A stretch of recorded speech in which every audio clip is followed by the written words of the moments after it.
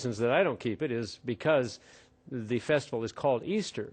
Easter is simply a modern variation of the name of the fertility goddess Ishtar of the Babylonians and the Assyrians, or Ashtaroth, which was a sort of a Phoenician goddess. Same thing, the fertility goddess. Astarte among the Greeks and Romans, and several other names.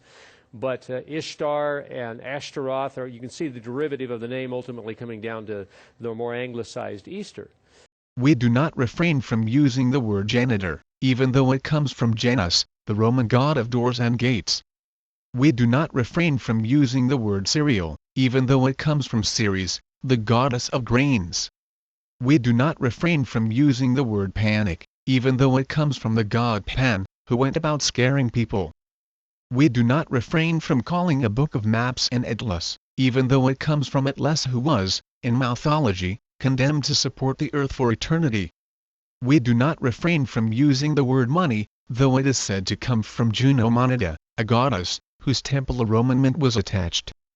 We do not hesitate to call the central building of the United States government the Capitol, even though the word comes from Jupiter Capitolinus, the temple of the god Jupiter, which stood on Capitoline Hill in ancient Rome. We do not refrain from using the word cloth, even though Clotho, a daughter of Jupiter and Themis, was the goddess that spun the thread of life. We do not refrain from using the word flower, even though Flora was the goddess of flowers. We do not refrain from using the word ocean, even though Oceanus, son of Uranus, was the god of the sea. We do not refrain from using the word insomnia for sleepless, even though Somnus was the god of sleep. He was the father of Morpheus, god of dreams, from whose name we obtain the word morphine.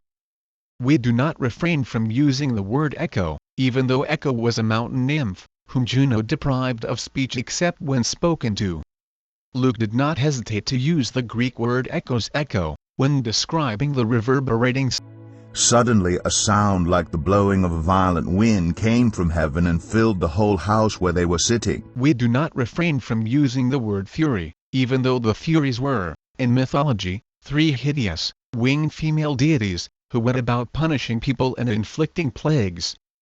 We do not refrain from using the word circle, even though some attempt to link it with Circe, a mythological sorceress, who turned people into swine. The Muses were the 9 daughters of Zeus, who presided over learning and the arts. From Muses we obtain our words museum and music. Does this make museum a bad word?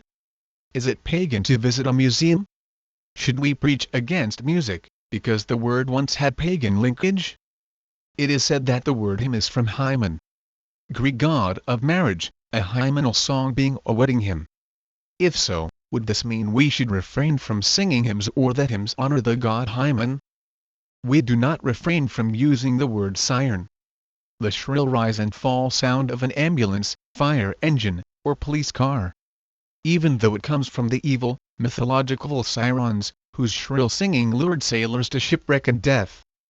We do not refrain from using the word thunder, even though it comes from Thunder, related to Thor, the god of thunder, whose name also gives us Thursday, literally Thor's day. He answered and said unto them, When it is evening ye say, It will be fair weather, for the sky is red. The Gospel writer Matthew did not refrain from using a Greek word, that is translated fair weather in Matthew 16:2, even though it is linked with Zeus, the god of weather according to Strong's Concordance, 2105 and 2203.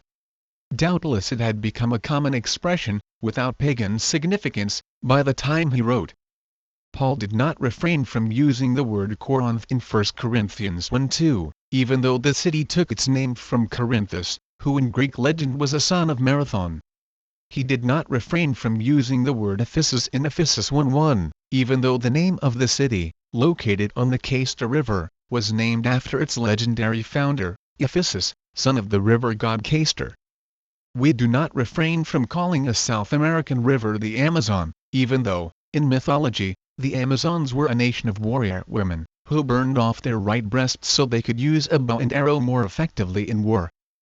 We do not refrain from using the word martial, meaning military, as in a statement like, the town was under martial law, even though the word comes from Mars, the Roman god of war.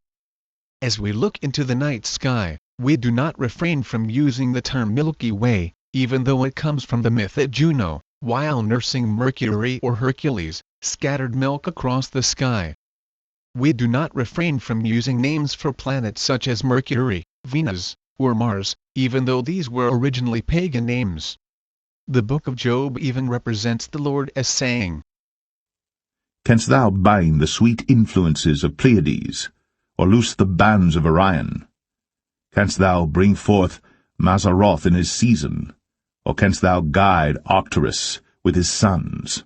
The Pleiades, in mythology, were the 7 daughters of Atlas, who were transformed by Jupiter into a group of stars, when they were pursued by Orion. Orion was a giant hunter slain by Artemis, figured in the stars by a man with a sword, 3 stars on a line forming his belt. Arcturus is a fixed star near the tail of the Great Bear. Mazzaroth is linked with the signs of the zodiac.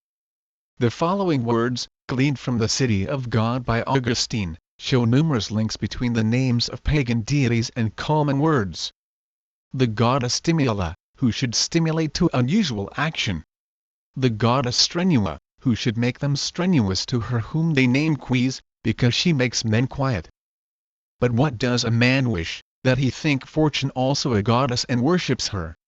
As giver of fortune, why is Faith believed to be a goddess, and why does she herself receive temple and altar? King Hostilius introduced the new gods Fear and Dread. So of Virtus, who gives virtue. Honor, who gives honor. Concordia, who gives concord. Victoria, who gives victory. Are words such as stimulate, strenuous, quiet, fortune, faith, fear, dread, virtue, honor, concord, and victory bad words simply because they were also the names of gods or goddesses?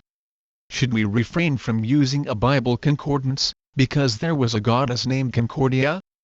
Language is made up of many elements. To try to do away with every word that once had some pagan linkage, would be fruitless. Keep reminding God's people of these things. Warn them before God against quarreling about words.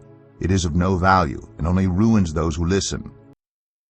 There would be no profit in wasting time trying to reinvent the English language. While it is commendable that people do not want anything pagan, unless this concept is kept in balance, it could lead to some strange extremes. One would not have a Mercury automobile, or ride on the train the California Zephyr, since Mercury and Zephyr are names of pagan deities. And some would not own a Ford Thunderbird. Among Indians, a mythological bird that caused thunder was called, simply enough, a thunderbird. I know some people who attended a meeting, in which preaching against paganism included the condemnation of the T-Bird automobile. Not wanting to own a pagan car or be under some satanic curse, they quickly sold their car. This kind of reasoning can easily become mere superstition. Pagan deities, along with the sun and the moon, have provided the basis for the naming of the days of the week.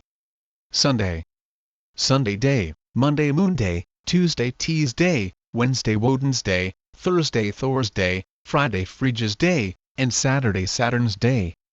But these names are in such common use now, they no longer convey any pagan significance. If we announce the church is going to have a Friday night service, for example, no one would take this to mean we would be worshipping the goddess Frigg.